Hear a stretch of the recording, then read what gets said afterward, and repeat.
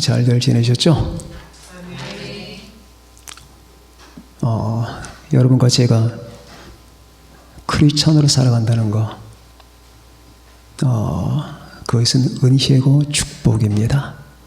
그런데 거기에는 또한 어려운 점도 있어요. 예수를 믿고 하나님의 사람이 됐다는 하나님의 은혜 가운데 있으면서 우리가 구원은 은혜로 받았는데 이 은혜로 받은 구원을 감사하면서 주님의 뜻을 따라 살아가는 것은 여러분의 믿음으로 말미암은 노력도 필요한 거예요. 다시 말하면 여러분과 제가 살아가면서 주님 앞에 주권을 행사하지 말자. 내 모든 것을 우리가 주님을 의지하면서 모든 걸 내 선택권 속에 집어넣지 말자. 생각, 언행, 심사 모든 것을, 그러니까 성숙하지 않은 신자들의 특징은 주권이 많아요. 모든 걸 내가 선택한다고 말이에요. 모든 걸 내가 선택해. 예배 드리는 거, 기도하는 거, 살아가는 거, 먹는 거, 입는 거, 모든 걸 내가 선택해요. 그러나 하나님을 믿고 진정한 하나님의 은혜에 감전된 사람들은 선택권을 주님께 반납합니다. 주여, 그 선택권을 나에게 주셨다 하더라도 나는 당신께 이걸 드리나이다. 그러니까 우리가 살면서 크리스찬들이 얼마나 선택권을 휘두르며 살아가는지 몰라요. 내 멋대로. 내가 하고 싶은 거 하고, 내가 먹고 싶은 거 먹고, 내가 가고 싶은 데 가면서, 그러다 보면 어떤 현상이 벌어지냐면 내 안에 주님이 안 높아져. 하나님이 안 높아지고, 다만 하나님은 내 꿈과 내 생각을 성취시키는 하나님의 보디가드 역할밖에 못하는 겁니다. 그런 부분을 조심하면서 신앙생활만큼 절실한 게 없는 거예요. 여기 계신 여러분들이 신앙생활의 이 절실함을 많이 아시기를 바랍니다. 다시 말하면 내 직장생활이나 돈 버는 거나 어떤 것보다도 내가 하나님을 믿는다는 것, 내가 주님 앞에 있다는 것. 아담아, 네가 어디 있느냐? 주여, 저는 당신 앞에 있습니다. 너는 무엇을 하느냐? 저는 당신을 믿고자 하나이다. 너는 어떻게 살고자 하느냐? 당신을 위해서 살고자 하나이다. 주여, 아담아, 네가 어디 있느냐? 주여, 저는 직장 가운데 있습니다. 아담아, 뭘 하고자 하느냐? 돈 벌고자 하나이다. 네 목적이 뭐냐? 기분 좋게 사는 겁니다. 이건 크리스찬들이 아니에요. 자, 여러분이 하나님의 부르심을 받고 예수님의 은혜를 받았다는 사실, 그 무한한 은혜를 받게 되면 우리는 선택권이 없어지게 됩니다. 사람이 무한한 사랑을 받게 되면 그 사랑 앞에서 함부로 우리가 행동을 못하는 거거든요. 이런 마음을 갖고 신앙생활을 여러분 하시고, 자, 이런 마음을 갖고 있는 사람들에게 하나님이 어떻게 우리를 사랑하시고 섭리하시느냐. 저도 죄가 많고 저도 하나님 앞에 무한 모자라는 사람입니다. 그런데 하나님은 저한테 그거 하나를 보신 것 같아요. 나는 사람 속에서도 하나님을 생각하고 나는 무한히 하나님을 추구합니다. 그리고 예수 그리스도 관계없는 것은 내게 의미가 없습니다. 아무것도 의미가 없습니다. 놀러 가는 거, 살아가는 거, 먹는 거, 입는 거, 그게 주님의 은혜와 관계된 게 아니라면 무슨 놈의 가치가 있느냐? 무슨 놈의 가치가 있느냐? 자, 이 부족한 자도, 모자라는 자도, 이 생각도 하나님이 주신 거예요. 이 생각도 하나님이 주신 겁니다. 저는 내가 하나님의 아들이라는 것, 하나님의 자녀라고 하는 것, 그리고 당신께 부름받은 종이라고 하는 그 사실, 거기에 저는 모든 것을 바칩니다. 그 외에는 가치가 없습니다. 자, 비록 여러분과 제가 이룬 이 공동체가 큰 공동체는 아니지만 서로 간에 제가 말하고자 하는 요지는 하나님의 은혜와 예수 그리스도라는 존재 앞에 진실로 선다는 것이 무엇인가를 생각하라 하는 말부터 시작합니다. 오늘 본문에 나오는 실로함은 히스기야 때 팠던 못입니다. 예루살렘 바깥에 기혼샘에서부터 물을 끌어와서 예루살렘 안에다가 물 저장고를 만든 거예요. 히스기야 때 아수르 산헤립의 공격이 있었습니다. 그 공격을 대비하기 위해서 저들에게는 물을 주지 않고 성을 둘러싸면 가장 곤란한 게 뭐냐면 먹는 거거든요. 먹는 것과 물이 가장 시급합니다. 그런데 만일 저들이 이 성 안으로 들어오는 물을 차단해버리면 목말라 죽습니다. 그래서 히스기야가 보이지 않는 통로를 통해서 저 기혼샘에서부터 물을 끌어와 예루살렘 성 안으로 끌어들였어요. 그 수로의 이름을 실로암이라고 합니다. 자, 오늘 여기 본문에서 우리가 주의 깊게 봐야 될 한 사람이 나타납니다. 장님, 맹인입니다. 제자들이 가다 보니까 맹인이 있었어요. 주여, 그들은 신학적인 의문이 솟아났어요. 저 맹인이 저렇게 태어난 게 저 사람 죄 때문입니까? 아니면 부모들의 죄 때문입니까? 뭔가 연유가 있을 거 아닙니까? 그때 주님께서 이런 말씀을 하십니다. 저 사람이나 저 사람의 부모 때문이 아니라 그에게서 하나님이 하시고자 하는 일을 나타내고자 하심이라. 다른 말로 하나님의 어떤 계획과 섭리가 있기 때문이다 라는 말씀이 되겠습니다. 그러면 이 세상의 모든 불행을 당한 사람들이 전부 다 아무 죄가 없이 하나님이 하시는 일을 나타내고자 하시기 때문에 그렇게 됐느냐? 그건 아니에요. 이 사람이 그렇단 말입니다. 이 세상의 천지가 되어버린 이 불행은 죄로 말미암은 불행이 있고 인간의 실수와 과오로 말미암은 불행이 있습니다. 그리고 어떤 개개인에게는 그 사람의 선택과 관계없이 나타나는 불행이 있어요. 오늘 이 맹인에게는 하나님이 하시는 일을 나타내고자 하셨습니다. 그러면 우리가 순차적으로 한번 생각해 봅시다. 이 맹인, 그 사람에게는 불행이 있었습니다. 첫 번째, 못 본다는 거 불행이잖아요. 보지 못한다는 거 불행입니다. 듣지 못한다는 거 불행이죠. 걷지 못한다는 거 불행입니다. 여러분 새끼 발가락 하나만 잘려나가면 걷기 힘들 겁니다. 손톱 밑에 가시가 들어갔어요. 하루 종일 못 삽니다. 안 되거든요, 이게. 신경이 쓰여서, 아파서. 그것도 작은 불행이에요. 그런데 내 앞에 있는 모든 개체들을 볼 수가 없다. 나 자신도 볼 수가 없다. 날 낳아준 부모님도 볼 수가 없고 나와 관계된 사람들을 볼 수가 없으며 날 둘러싼 이 세계를 감지할 수가 없다. 우주의 빛을 볼 수가 없다. 얼마나 큰 불행인가요? 여러분과 제가 눈으로 볼 수 있다는 사실을 굉장히 감사하시기 바랍니다. 그러니까 보는 분들은 보지 않는 분들의 그 답답함을 이해하기가 힘들 거예요. 그 사람에게 불행이 있었다.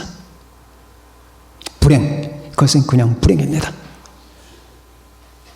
그러니까 태어날 때부터 맹인이 됐거나 듣지 못했거나 말하지 못하거나 걷지 못하거나 뇌성마비나 아니면 문외아가 됐다면 불행이죠. 아마 그 부모님은 그 아이를 낳고 나서 큰 슬픔에 빠졌을 겁니다. 그 부모님 얘가 앞으로 어떻게 자라갈까? 주변에 많은 사람이 쯧쯧 혀를 차면서 불쌍한 자식. 앞으로 어떻게 살래? 가엾기도 하지. 실명이 되다니. 하면서 사람들이 동정의 언사를 그에게 베풀지 않았겠습니까?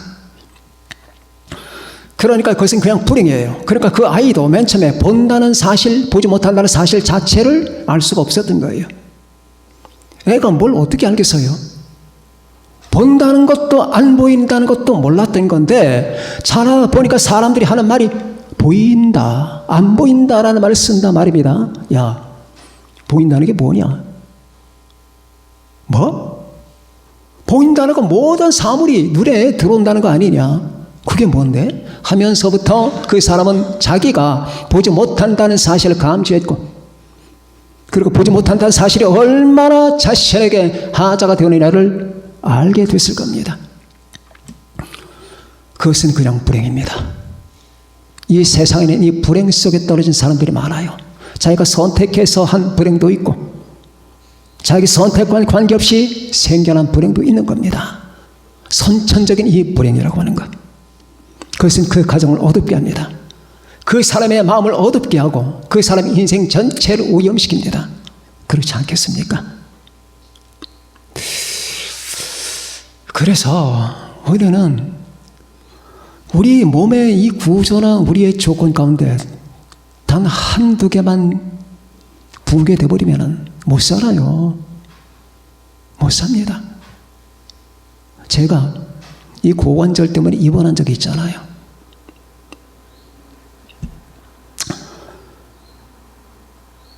얼마나 아픈지 저처럼 저는 알아도 나 어디 아프다는 말을 안 하고 앓는 사람이잖아요. 제 아내한테도 내가 아프다는 얘기를 안 합니다. 대부분. 그냥 혼자 방송에 들어가서 알아요. 나 혼자 알아야지.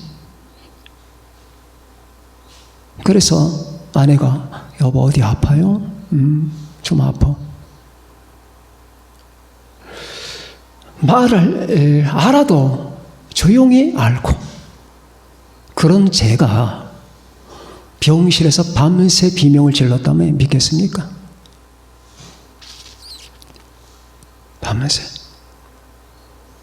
사람들이 아침에 일어나면 저한테 어떻게 주무셨어요?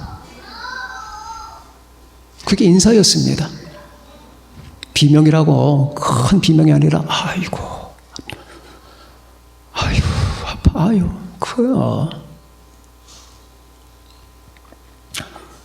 그래서 저는 잘못하면은 여러분 앞에 제가 앉아서 설교를 했잖아요. 의자에 앉아서. 그리고 병원에서도 저를 치료하지 못해서 그 유능한 의사가 어찌할 바를 모르고 있는데 저는 과감하게 퇴원을 해버렸습니다. 기어오다시피 하면서 나 나가겠습니다. 나갔어요. 그리고 제가 다리를 피기 시작했습니다. 기역자로 꺾인 다리를 제가 압력을 가해서 피는데 죽을 것 같죠? 결국 폈습니다. 그리고 지금은 다리가 아프기 전보다도 훨씬 더 편하고 강건합니다. 고관절. 저는 그게 무슨 병인지도 몰라요. 의사도 모릅니다. 자, 그때 저는 사람의 한 신체 한 부분이 하나님의 성냥개비 하나를 빼면은 인간 기능이 멈춘다는 걸 알았어요. 인간 기능이 멈추는 거예요. 하나만 빼면은 딱 하나. 자, 인간을 구성하는 게 수천 개 아닙니까? 수천 가지 조건. 딱 하나만 빼면 여러분 사람 노릇 못해요. 그래서 이 맹인에게 이 보지 못한다는 것, 그 줄줄이 아닙니까? 보지 못하니까 짚지 못하고 걷지 못하고 분별하지 못하고 이 세계와 우주를 이해하는 데 한계가 있고 네가 누군지를 모르고 앞에 어떤 걸림돌이 있는지를 모르고 내 앞에 불이 있는지 물이 있는지 알 수가 없겠고, 사랑하는 친구를 만날 수가 없겠고, 교제할 수가 없게 되겠죠. 이게 모든 건 다 불행입니다. 불행이에요. 이 사람에게 불행이 있었다. 그것은 그냥 엄청난 불행이고 그 사람의 인생을 덮어버린 먹구름입니다. 두 번째, 그런데 그 불행이 주님이 들어오시는 현장이었어요. 이제 성격이 바뀝니다. 그건 단순히 그냥 불행이었는데 그 불행 속으로 주님이 걸어 들어오신 거예요. 임마누엘, 하나님이 우리와 함께 하시다. 자, 예수님이 왜 위대하신지 여러분 눈에 보이시길 바랍니다. 이 세상에 장군들과 정치가들과 로마 황제들과 과학기술과 아인슈타인, 아이작 뉴턴 같은 그런 과학자들에 의해서 유지되는 것 같나요? 그렇지 않아요. 절대 그렇지 않습니다. 힘 있는 장소에서 아니에요. 마국간에 태어난 어린아이 하나, 그걸로 이 우주가 바뀌는 거예요. 그게 하나님의 법칙이고 하나님의 방법입니다. 마국간에 오신 어린아이 하나, 그때부터 세계는 바뀌었어요. 사람들이 혁명을 하죠. 칼과 총을 가지고 전쟁을 일으키고 세계를 바꾼다느니, 세상을 바꾼다느니, 칼 막스처럼 악랄한 이론을 가지고 공산주의 혁명을 일으켰잖아요. 스탈린처럼, 히틀러처럼. 그들이 어떻게 됐습니까? 그들에서 수천만 명이 피를 흘렸습니다. 그렇게 해서 되는 게 아니에요. 로마의 아우구스투스, 그 사람은 로마의 최초 황제가 돼서 많은 사람에게 숭앙의 대상이 됐습니다. 성경 보면은 아우구스투스가 나오잖아요. 누가복음에 나옵니다. 그래서 성경을 볼 때마다 아우구스투스가 나와요. 유명하죠? 근데 왜 그가 유명해졌을까? 예수님 때문이에요. 예수님이 탄생할 때 그가 이름이 나타나는 거예요. 그래서 유명해지는 겁니다. 아마 아우구스투스가 그 소문을 알게 되면 낙심할 겁니다. 내가 위대한 줄 알았는데 그 어린아이 하나 때문에 내 이름이 사람들 입에 회자되고 있구나. 그런 사람들은 이룬 게 없습니다. 로마는 망했습니다. 그런데 어린아이 하나, 말없이 세계에서 가장 작은 나라에 속하는 나라, 그 나라에서 가장 작은 마을 베들레헴, 그 베들레헴에서 가장 작은 장소 마굿, 그 마굿간에서 가장 작은 구유, 거기에 하나님이 누우셔요. 소리 없이. 그게 하나님이에요. 하나님이 나 간다, 나 맞을 준비하거라, 그렇게 오시나요? 그렇지 않았습니다. 그래서 그분이 인간의 현장 속으로 걸어 들어오신 거예요. 여러분과 제가 믿는 예수님은 그런 분입니다. 그래서 여러분과 저는 그분을 믿는 거예요. 저분이 하나님이라는 사실을 눈에 볼 수 있는 거예요. 로마 황제가 아니고, 스탈린이 아니고, 히틀러가 아니라 세계 가장 작은 장소를 택해서 오신, 소리 없이 임하신 힘없는 아이.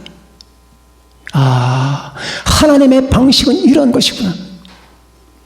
그래서 우리가 하나님을 다른 데서 발견하는 것이 아니라 저 마굿간 구유에서 하나님을 발견하는 것이구나. 이 말을 이해하지 못하면 여러분은 기독교를 이해하지 못합니다. 기독교가 뭔지를 모르게 되는 거예요. 그분이 오신 거예요. 그래서 하나님이 우리와 함께 하시다. 그때부터 인간의 운명이 바뀌는 겁니다. 하나님이 함께하지 않던 인간은 인간 나름대로 고통을 받고 괴로움과 질병과 고난 속에 떨어져 있었지만, 그런데 우리 주님께서 여러분과 제게 오셔서 함께 하시는 순간 우리의 이 비참했고 가난했고 고뇌스럽던 운명이 바뀌어버리기 시작하는 거예요. 임마누엘의 비밀을 여러분 아시겠습니까? 이게 임마누엘이에요. 그분께서 이 장님의 현장 속으로 들어오신 겁니다. 여러분의 현장 속으로 들어가신 겁니다. 그냥 불행이기만 했던 바로 그 불행 속으로, 낙원 속으로가 아니고, 저 부자들의 침대 속으로가 아니고, 저 로마 황제들의 보좌로가 아니라 인간의 고통과 죽음과 불행 속으로 걸어 들어오신 거예요. 거기서 이 맹인은 주님을 만납니다. 그래서 불행은 주님을 만나는 현장이 됐어요. 무슨 소리를 하는지 세상 사람들이 알까요? 저렇게 먹고 마시고 놀고 즐기고 자신들의 영광과 영달을 위해서 몸부림을 하는 저 사람들이 제가 지금 무슨 말을 하는지 알까요? 어떻게 알까요? 그 머리 그 가슴으로 우리에게 천박한 정신이 넘친다면 이 복음의 진수가 이해가 되겠습니까? 여러분과 나에게 돈과 명예와 편함과 영란의 욕심만이 있다면 제가 지금 드리는 말씀이 무슨 뜻인지 이해가 되겠습니까? 안 되겠죠. 자, 이 장님은 그냥 모든 걸 포기했고 희망이 없었는데 살만한 이유도 목적도 근거도 이제 없다. 그냥 목숨 붙어 있을 때까지 살아가자. 어떻게 버틸까? 동냥하면서 살아가야겠지. 나는 인간의 동냥각토만 사는 존재다. 그렇게 생각했을지 모릅니다. 그 사람에게 주님이 걸어오셨어요. 그리고 눈을 만졌습니다. 거기다 침을 뱉어 진흙을 으겨서 눈에 덮었습니다. 이게 뭐냐? 이게 뭐냐? 도대체 어머니 배에서 장님으로 태어난 내게 저번에 이 같은 접근은 무엇을 의미하는 것인가? 그래서 우리는 이 시점에서 이런 생각을 한번 해봅니다. 여러분과 제가 그리스도인이 됐잖아요. 하나님을 믿는 사람이 됐습니다. 하나님을 믿는 사람들에게도 과거에 어떤 불행이 있어요. 여러분의 불행은 무엇입니까? 과거에 가난했던 거, 아니면 부모님을 잃었던 거, 가지고 싶었던 걸 못 가지고 있었던 거. 어린 시절에 제가 자전거를 그렇게 가고 싶어 했는데 저는 가져본 적이 없습니다. 저는 우리 부모님에게 무엇이 먹고 싶다는 얘기를 해본 적이 없습니다. 너무 가난했기 때문에. 철이 일찍 들어서.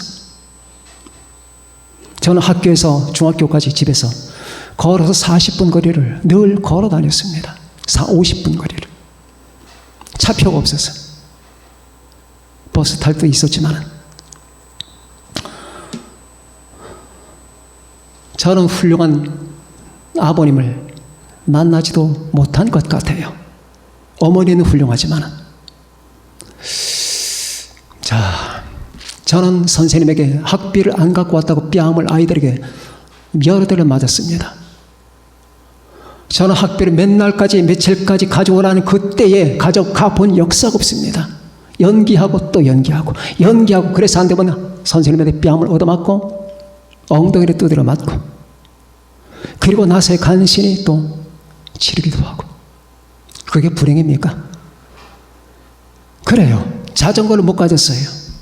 학비를 제대로 못 가졌어요. 내 돈에 용돈을 단 몇십 원도 가지고 다녀본 역사가 없습니다. 학교를 지나다 보면 남대문 시장을 지납니다. 남대문 시장에 떡도 구워서 팔고 꿀떡도 팔고 감자도 구워 팝니다. 저는 먹어본 역사가 없습니다. 그게 불행입니까? 좋다. 그러면 그걸 불행이라고 하자. 그런데 그 불행 속으로 주님이 걸어 들어오셨어요. 제가 7살 때 주님을 만나는 거예요. 아들아, 7살 때 주님을 만났습니다. 저는 교회 문을 열고 들어가는 그 순간에 저는 주님을 만났습니다. 그 주님이 이날껏 제가 살아오는 동안 제 가슴을, 인생을 떠나본 적이 없어요. 그 주님의 선한 형상, 그 주님의 선한 형상, 그 주님의 아름다운 모습, 나는 주님이 얼마나 아름다운 분인지를 압니다. 이 우주는 예수 그리스도의 아름다움으로 철철 흘러넘칩니다. 제 눈엔 그게 보입니다. 그리고 이 부패하고 썩어 문드러지는 세상의 예수 그리스도의 신성과 그분의 아름다움으로만 소생되고 회복되는 거예요. 절대로 회복 불가능합니다. 이 세상은 죄가 넘칩니다. 이 세상은 악이 넘칩니다. 인간의 비열함과 인간의 천박함이 넘칩니다. 그리고 신자들의 천박함이 넘쳐요. 여러분 빼놓고. 그런데 예수 그리스도가 사고나무처럼 이 한복판에 서 계셔요. 말없이. 생각해 보세요. 온통 전 세계의 테러와 정치와 협잡과 위기와 고통과 질병과 가난과 기아와 분쟁과 속임수가 넘치잖아요. 뭐 하나가 아름답습니까? 그런데 이 지구가 왜 멸망되지 않고 있느냐? 그럼 이 지구와 이 우주 안에 가치 있는 것 하나가 무엇인가? 하나님이 세상을 이처럼 사랑하사 독생자를 주셨으니 이는 그를 믿는 자마다 멸망하지 않고 영생 얻게 하려심이라. 나의 사랑한 자는 숯불 가운데 사과나무 같구나. 이 잡초더미 가운데 사과나무가 쓴 거예요. 아가서에 나오죠. 2장에.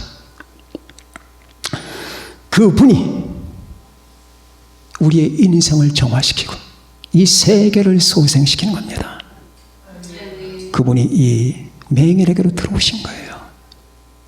즉 그 사람의 불행은 주님을 만나는 현장이 된 겁니다. 세 번째, 그래서 그 사람의 불행의 현장 속에서 하나님은 선을 이루셨습니다. 자, 이 섭리의 마지막 결론입니다. 그렇게 힘들었고 피하고 싶었고 거부하고 싶었던 그 사람의 불행이 주님을 만나는 현장이 됐을 뿐만 아니라 거기서 하나님의 선한 열매가 맺히게 된 거예요. 눈이 뜹니다. 그럼 우리 한번 이렇게 생각해 봅시다. 그게 뭐가 평소 그냥 태어날 때부터 눈이 뜨인 사람과 비교해서 그거 더 나쁜 거 아닙니까? 처음부터 봤으면 더 좋았을 것을. 그럴까요? 한번 봅시다.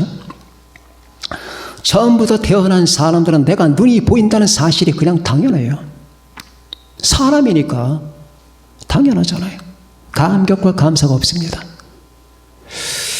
그런데 이 사람에게는 앞으로 인생이 어떻게 됐을까요? 무서운 걸 발견한 겁니다. 하나님이 살아계시다는 것과 하나님의 능력과 은혜가 자기를 치료했다는 것과 이 보인다는 사실의 감격스러움. 여러분, 이건 엄청난 거거든요. 보인다. 이제 온 세상이 보인다. 그리고 보인다는 게 무엇을 의미하는지 나는 이제 안다. 이 세포를 꿰뚫고 차고 흘러넘치는 이 감격과 놀라움. 인생은 이 놀라움이 깔려야 되는 거예요. 하나님을 볼 때 놀라운 거죠. 그렇잖아요? 여러분들과 제가 지금 바깥에 나가서 사람들 만날 때, 정치 집회에 갔을 때, 학교에 가서 강의를 들을 때의 그 감격, 그 감정과 지금 하나님 앞에서, 예수님 앞에서 느끼는 감정이 같은가요? 아니에요. 전혀 아니에요. 그래서는 안 돼요. 절대로 안 돼요. 왜냐하면 그분을 모욕하는 거예요. 우리 주 예수님의 신성과 아름다움이 우주를 덮습니다. 그 사실과 어떻게 학교에서 선생들이, 교사들이 강의하는 것과 정치 집회와 친구들의 만남과 같을 수가 있나요? 그건 하나님을 모욕하는 거거든요. 사랑하는 여러분들, 바로 여러분과 저의 과거에 어떤 종류의 불행이 있었다 하더라도 그 불행은 우리 주님이 걸어 들어오시는 현장이 됐다는 것과, 그래서 거기서 선한 열매를 맺게 됐다는 사실을 인지합시다. 기억합시다. 바로 그거예요. 주님을 만난 사람만 그것이 가능합니다. 이 당시에 많은 맹인이 있었을 거 아닙니까? 그런데 그 맹인들이 주님을 만났나요? 아닙니다. 이 만난 사람에게만 바로 의미 변화가 생겨난 거예요. 여러분, 예수님이 여러분의 불행 속으로 들어오신 거예요. 아팠나요? 힘들었나요? 살아가시면서 고통스럽나요? 부정하고 싶었나요? 이것이 없었다면 내가 얼마나 잘 살 수 있었을까? 라고 생각했었나요? 내가 조금 더 좋은 부모님에게, 내가 조금 더 좋은 환경과 조건 속에 내 집이 더 컸더라면 좋았을 것이라고 하는 그 한스러운 감정이 남아있나요? 아닙니다. 그런 마음 가지면 안 됩니다. 왜? 그게 없었다면 여러분과 제가 어떻게 하나님을 만나고 예수님을 만났겠습니까? 어떻게 주님을 만나고 주님께 대한 신앙을 가질 수가 있었겠나요? 그렇게 본다면 과거에 나에게 있었던 그 불행이 이제 아름답게 보이기 시작하는 거예요. 이제 불행 자체가 의미 변화하는 순간입니다. 야, 저렇게 아름다울 수가 있을까? 내가 그 옛날 그렇게 가난하게 살던 시절이 그렇게 아름다울 수가 있을까? 그 옛날 내가 그렇게 선생님에게 뺨을 맞는 순간이 그렇게 아름다울 수가 있을까? 아니, 저 사람이 미쳤나? 아닙니다. 저는 미치지 않았습니다. 사실을 알 뿐입니다. 왜 그럴까요? 하나님께서, 우리 주님께서 여러분의 불행 속에서 역사하신 것이기 때문입니다. 이게 하나님의 사랑의 섭리입니다. 이 섭리가 여러분과 저에게 함께하고 있습니다. 이 하나님의 사랑의 손길이 여러분에게 영원히 함께 하시기를 바랍니다. 믿습니까? 믿으시면 다 같이 크게 아멘 하십시다. 아멘. 기도하십시다.